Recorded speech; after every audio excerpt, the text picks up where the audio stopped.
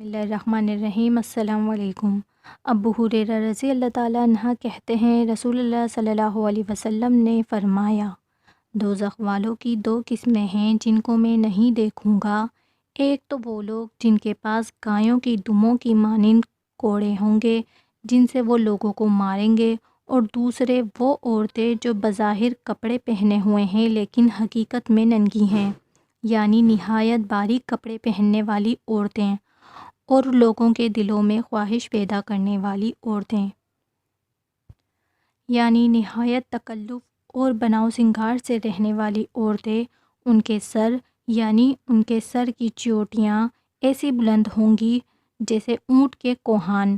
یہ عورتیں نہ تو جنت میں داخل ہوں گی نہ جنت کی بو پائیں گی، اور جنت کی خوشبو اتنی دور دور سے آتی ہے، یعنی بہت دور کی مسافت سے۔ رسول اللہ صلی اللہ علیہ وسلم نے فرمایا کہ معراج کی رات میرا گزر ایک قوم پر ہوا جن کے پیٹ گھڑوں کی مانند تھے، یعنی بڑے بڑے، اور ان کے پیٹوں میں سانپ بھرے ہوئے تھے جو پیٹوں کے باہر سے نظر آتے تھے۔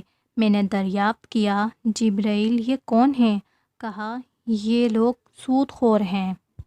قرآن شریف میں ہے، عنقریب میں اس کو صعود پر چڑھاؤں گا جو دوزخ میں ایک آگ کا پہاڑ ہے۔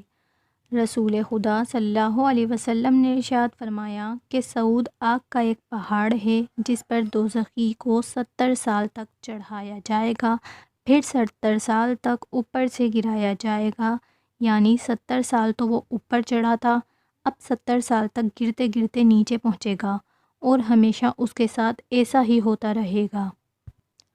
قرآن شریف میں ہے، فرشتوں کو حکم ہوگا کہ اس کو پکڑو، پھر اس کو طوق پہنا دو، پھر دوزخ میں داخل کر دو، پھر ایسی زنجیر میں جکڑ دو جس کی پیمائش 70 گز ہے۔ حضرت حکیم امت قدس لکھتے ہیں کہ اس گز کی مقدار خدا کو معلوم ہے کیونکہ یہ گز وہاں کا ہوگا۔ رسول خدا صلی اللہ علیہ وسلم نے فرمایا، اگر رانگ کا ایک ٹکڑا زمین کی طرف آسمان سے چھوڑ دیا جائے تو رات کے آنے سے پہلے زمین تک پہنچ جائے، جو 500 سال کی مسافت ہے، اور اگر وہ ٹکڑا دوزخی کی زنجیر کے سرے سے چھوڑا جائے تو دوسرے تک پہنچنے سے پہلے 40 سال تک چلتا رہے گا۔ اس سے معلوم ہوا کہ دوزخیوں کو جکڑنے کی زنجیریں آسمانوں اور زمین کے درمیانی فاصلے سے بھی لمبی ہوں گی۔ حضرت ابن عباس رضی اللہ تعالیٰ عنہ فرماتے ہیں کہ یہ زنجیریں اس کے جسم میں پرو دی جائیں گی، پخانے کے راستے سے ڈالی جائے گی، پھر اسے آگ میں اس طرح بھونا جائے گا جیسے سیخ میں کباب اور تیل میں ٹڈی بھونی جاتی ہے۔